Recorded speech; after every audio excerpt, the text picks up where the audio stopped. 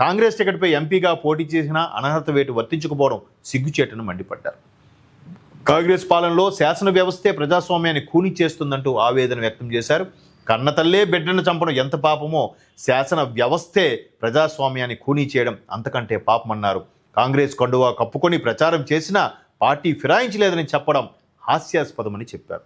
ఈ లైన్స్ సరిపోతాయి మనకి, అందరికీ తెలిసిందే. కడియం శ్రీహరి గారు బీఆర్ఎస్లో ఒకప్పుడు డిప్యూటీ సీఎంగా చేసిన సందర్భాలు కూడా ఉన్నాయి. సీనియర్ నేత, మాజీ మంత్రి.